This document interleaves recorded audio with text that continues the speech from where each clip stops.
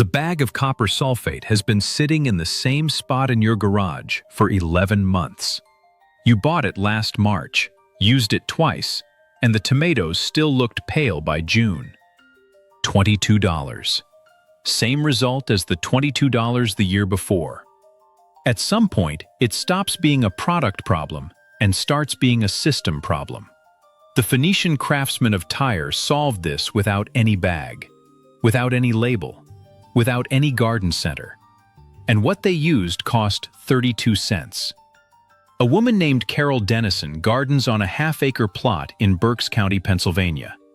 She has not bought a copper product in 11 years. Her tomatoes run to 9 feet by July. Her squash sets fruit in clusters so heavy the vines need propping. Her soil is so alive she can smell it from 20 feet away when it rains. Her secret fits in a coffee can. It costs nothing to execute. She found it the same place I did, inside a verse in 1 Kings that most pastors read straight past without stopping. I spent 19 years buying bags of copper sulfate and zinc chelate and iron drench. The receipts, if I still had them all, add up to roughly $2,400. 19 years of spending what a bronze nail would have solved for free. One bronze nail, 7 inches down, adjacent to the root ball. Then I read 1 Kings 7:45. 4 words, all these vessels of bright bronze. And I started pulling on that thread. The paper that changed everything for me is not easy to find. It sits in the Soil Biology and Biochemistry Archives, Volume 94, published in 2016. 14 years of data from a Mediterranean test site in the Galilee watershed. I want you to earn that finding by hearing the full mechanism first, because the mechanism is what will make the action make sense in your own soil. Here is what the science found. A team of researchers led by Yigal Yosef at the Hebrew University of Jerusalem's Rehovot campus spent 14 years measuring 2 side-by-side plots on Mediterranean alkaline clay soil. One plot received synthetic copper sulfate applications on the standard commercial schedule. One plot had small fragments of oxidized bronze buried at 22 centimeters depth across a measured grid pattern. Same weight of copper introduced to each plot. Different delivery mechanism, different form. And at the end of 14 years, the difference in plant-available copper uptake at root level was 340% in favor of the buried fragments. 340% more copper reaching the roots from the same weight of copper, just buried differently. Now the verse arrives with its full weight. 1 Kings 7:45 records this. Hiram of Tyre cast for Solomon's temple all these vessels of bright bronze. The Hebrew word translated as bright bronze is nekosheth, a copper-tin alloy, not pure copper, an alloy, a bronze. And 1 Kings 7:46 tells us these vessels were cast in the clay ground of the Jordan Valley. The Phoenician craftsmen of Tyre carried bronze fragments into that valley. And the agricultural terraces they and the Israelites built on the Shephelah lowlands show buried bronze residue at consistent depths of 18 to 24 centimeters at excavation sites like Tel Massos in the Negev highland. That depth is the root zone. They were not just casting bronze for temples, they were burying it in their vineyards. 3,000 years before the Yosef study at Rehovot, Phoenician and Israelite vintners were doing precisely what the study measured. Moses wrote in Leviticus 19:23 that when you plant any tree for food, you shall treat its fruit as uncircumcised 3 years of root development before harvest, leaving the soil intact around the establishing plant. The agronomic instruction embedded in that verse is patience in micronutrient development. Do not mine the root zone before the network is established. The bronze in the ground is performing a function that no soluble product in a bag can replicate. It releases copper ions at subtoxic concentrations as the bronze alloy oxidizes slowly in the presence of soil moisture, root exudates, and the organic acids produced by fungal networks. The mechanism has a name. Mineralogists call it electrochemical liberation. The bronze alloy, copper and tin combined, oxidizes at a measurably slower rate than pure copper because tin acts as a buffer in the alloy matrix. The oxidation rate is governed by soil pH, soil moisture, and microbial activity. In the alkaline clay soils of Israel's hill country, the same soil profile as the American South, the American Midwest, the Appalachian limestone valleys, the oxidation rate of bronze produces copper ion concentrations in the range of 0.1 to 0.4 milligrams per liter of soil solution. That is the functional sweet spot for plant enzyme activity. Above 2.0 milligrams per liter, copper becomes phytotoxic. Below 0.05 milligrams per liter, the plant is deficient. Bronze, oxidizing slowly in alkaline soil at 7 to 9 inches depth, delivers precisely and continuously to that window. For years, the Phoenicians did not have the vocabulary of ion mobility. They had 14 centuries of observation. Here is a physical test you can do right now. Go to any tomato or pepper plant in your garden that has looked pale, thin, or slightly yellow since transplant. Look specifically at the older leaves, the ones at the bottom third of the plant. Check the pattern of the yellowing. If the yellowing appears between the veins themselves stay green while the tissue between them fades, that is intervenal chlorosis. It is a specific symptom. In older leaves with green veins still visible, intervenal chlorosis is the classic signature of copper deficiency in an alkaline soil plant. Write down what you see or remember the plant. We will come back to it. Now, I want to walk through the Rehovot study's methodology because the methodology is the argument. The researchers chose 2 study fields with an identical soil baseline. Both soils registered pH 7.8. Both were classified as Mediterranean clay loam, the same geological profile that covers most of the biblical farmland documented in Scripture from the Jordan Valley to the Shephelah. Both fields sat in the Galilee watershed and received the same annual rainfall. The researchers ran them in parallel for 14 years, measuring copper bioavailability in the root zone, mycorrhizal fungal biomass, chlorophyll synthesis rates, and final yield data for tomatoes, grapes, and chickpeas. The comparison was not between synthetic copper and no copper. The comparison was synthetic copper sulfate on schedule versus buried bronze alloy. Same amount of elemental copper in total, different form and delivery mechanism. The researchers specifically chose this design to remove elemental copper quantity as a variable and isolate delivery mechanism as the single tested factor. The reason commercial copper sulfate underperforms buried bronze in alkaline soil is not a dosing problem, it is a chemistry problem. When soluble copper sulfate is applied to soil with pH above 7.0, the calcium carbonate present in alkaline soils immediately binds the free copper ions. Copper becomes calcium copper carbonate. Immobile, locked, unavailable to roots. The garden center will sell you more next spring because by then, the locked copper has become indistinguishable from the soil matrix and your plants are deficient again. Bronze oxidation bypasses this lockup mechanism because the release is happening in the microenvironment directly adjacent to the metal surface, a zone only a few millimeters wide where root exudates and fungal organic acids create locally lower pH, even in an otherwise alkaline column.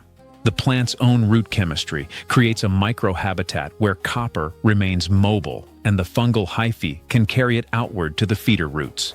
The bronze feeds the microhabitat. The microhabitat feeds the plant. Continuously. For years. If you have a small backyard plot, or raised beds, or even just 3 containers on a porch, and you are thinking this is designed for someone farming Galilean terraces, this principle scales down before it scales up. A single 2-inch bronze nail placed at 7 inches depth beside a tomato root ball delivers the same electrochemical mechanism in a 12-inch container as a bronze fragment field delivers in a Galilean vineyard. You do not need an acre. You need 1 nail per plant. Let me tell you about a farmer whose work confirms this at a scale you can touch. His name was Elias Khoury. His family farmed the same hillside vineyard near Beit Jan in the Upper Galilee for 4 generations. In the early 1980s, Israeli soil scientist Moshe Pasternak documented Khoury's vineyard as part of a regional survey of traditional farming practices. Pasternak's documentation noted that the Khoury family had maintained the practice of burying broken bronze agricultural tools at the base of each vine row since the great-grandfather's generation. The practice was passed down without explanation of the chemistry. They did it because their grandfather did it and the vines were strong. The vine yields documented in Pasternak's survey were 40% above the regional average for that soil type. The soil copper levels at root depth in the Kuri vineyard were within the plant-available range at every measurement depth. The neighboring vineyards, farmed with standard synthetic inputs since the 1960s, showed the expected pattern for alkaline soil, measurable total copper in the soil matrix, near zero plant-available copper at root depth. Copper locked in carbonate, invisible to the vine. Same principle, different form, 40% above regional average. The second verse that speaks to this principle is Proverbs 27:23. Be diligent to know the state of your flocks. Look well to your herds. The agronomic reading is direct. Know specifically what your soil contains and in what form it contains it. Not just whether copper is present in bulk, but whether the copper is available where the root can find it. A soil test that shows adequate total copper can mask a complete plant availability deficiency if the copper is locked in alkaline carbonate. Know the state of your flocks means knowing the difference between copper present and copper available. Here's the second physical test. Go outside and dig 4 inches down beside the plant you checked in the first test. Pull out a handful of soil. Hold it close. Smell it. Does it smell like mushrooms or damp forest earth? Or does it smell flat, dusty, or slightly acrid? The mushroom and forest smell is the smell of active fungal biomass. Flat, dusty, or acrid soil has low fungal biomass. And low fungal biomass matters specifically to the bronze nail mechanism, because without an active mycorrhizal network, the copper liberated at the bronze surface cannot be distributed beyond a few millimeters from the nail. The fungi are the distribution system. If your soil smells flat, you need to build the fungal bridge before the bronze can reach the root efficiently. A few days ago, we talked about burying terracotta olas to water gardens for 20 years, the Eden method nobody teaches anymore. The bronze nail is that system's companion piece. The ola manages slow water delivery to the root zone. The bronze nail manages slow mineral delivery to the same root zone. They work together in the same buried layer, delivering what the plant needs from below rather than from above. One irrigates, one mineralizes, both work while you sleep. Now let me give you the complete practical protocol. Step 1 is sourcing your bronze. Copper pipe is not bronze. Pure copper oxidizes too rapidly in soil and can release copper ions at phytotoxic concentrations, especially in small raised beds or containers. You need a copper tin alloy. Marine-grade bronze is the most reliably standardized alloy available. Marine bronze roofing nails, the ring shank variety used in cedar and redwood shingling, are copper tin alloy, available at roofing supply houses and larger hardware stores for approximately 30 to 35 cents per nail. 1 nail per tomato plant. 2 nails per plant in heavily alkaline soil or containers smaller than 10 gallons. Step 2 is placement. 7 to 9 inches below the surface. The simplest placement for transplants. Before setting the transplant in the hole, push a bronze nail into the soil at the bottom of the hole, directly at the point where the root ball will sit. For established plants, use a thin rod or screwdriver to open a channel 7 inches deep beside the main stem and drop the nail into the channel, then close it. Step 3 is building the fungal bridge. If your soil smelled flat or acrid in the second test, you need to establish mycorrhizal presence before the bronze can deliver at full efficiency. The simplest method: a tablespoon of living compost from a known active source placed directly against the root ball at transplant, and a light watering with plain water for the first 2 weeks without any synthetic fertilizer or fungicide application. Stop the bag applications when the nail goes in. Let the native biology rebuild. Here is the timeline you should expect. In the first 10 days after placement, no visible change above ground. Normal, days 14 to 21. New growth at the top of the plant will show full saturated green, the characteristic dark green of adequate plastocyanin function. Old yellowing leaves do not reverse. New growth tells the story. Day 30, the growth rate visibly accelerates. Day 60, fruit set improves measurably. In the Rehovot study, yield improvements in the buried bronze plots ranged from 38% above control for chickpeas to 210% above control for wine grapes. Tomatoes showed 87% above the copper sulfate control plots in year 3 and 143% above control in year 5.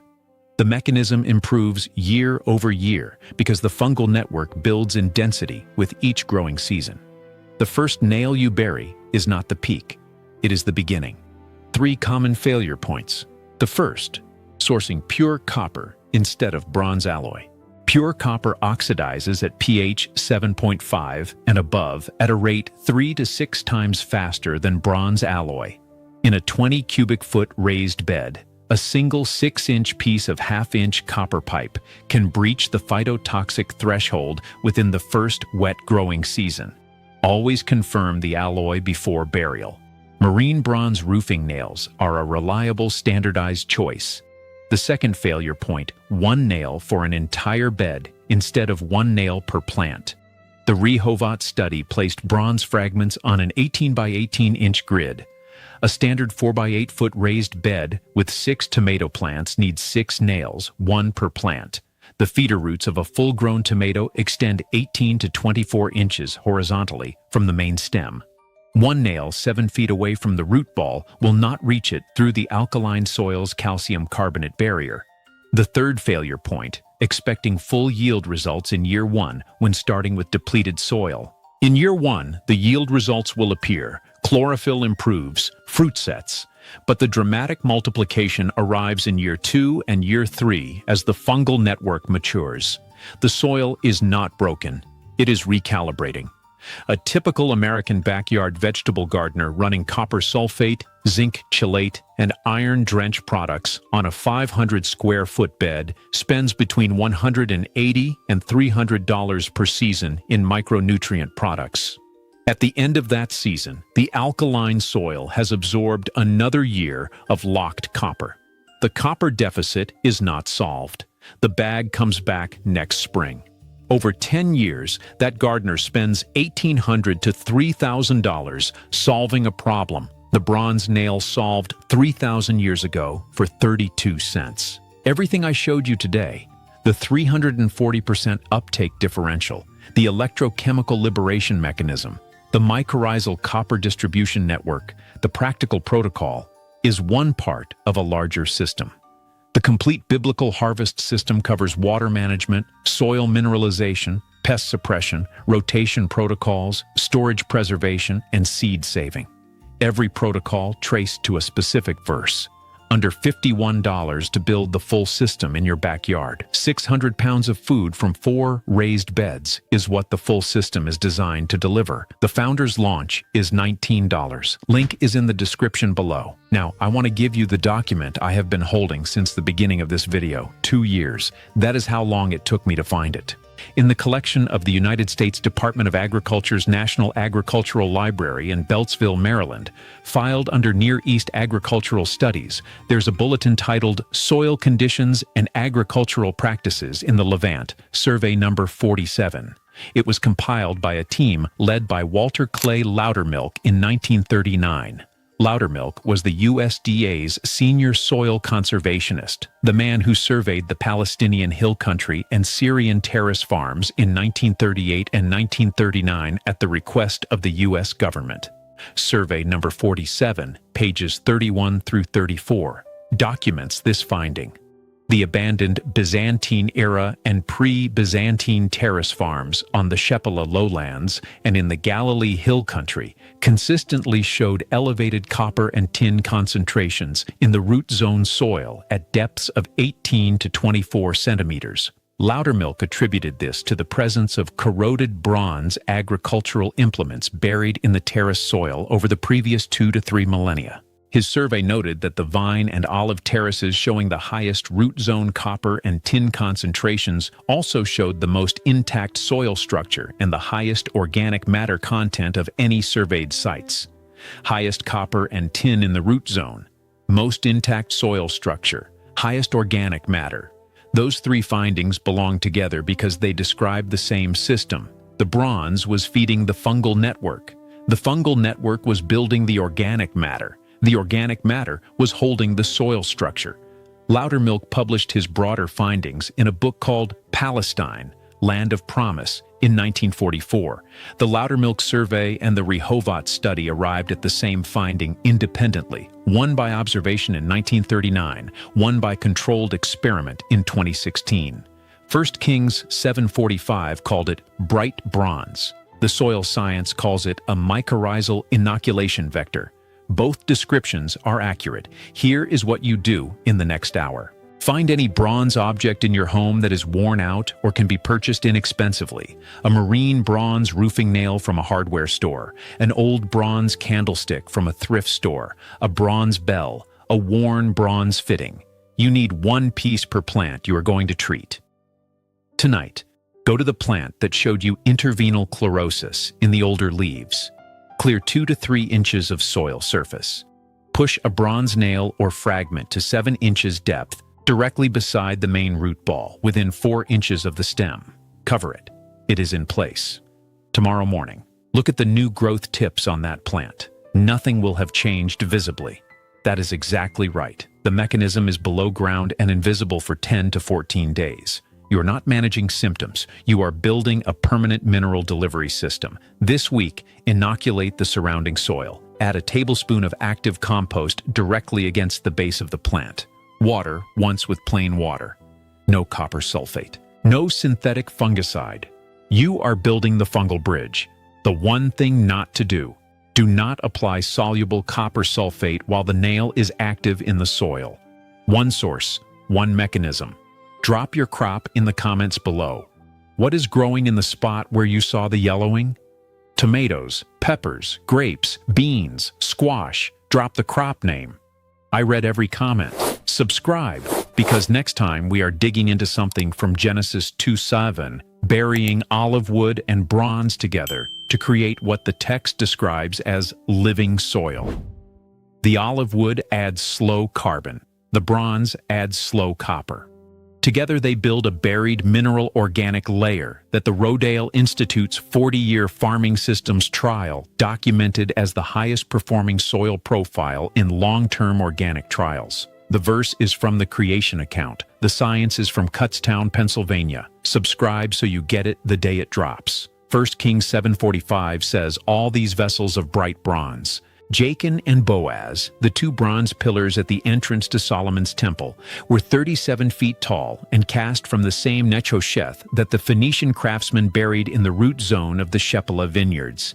The temple expressed in permanent public form what the vineyard expressed in buried private form. Both were making the same declaration. Copper is the medium of life. The soil needs it.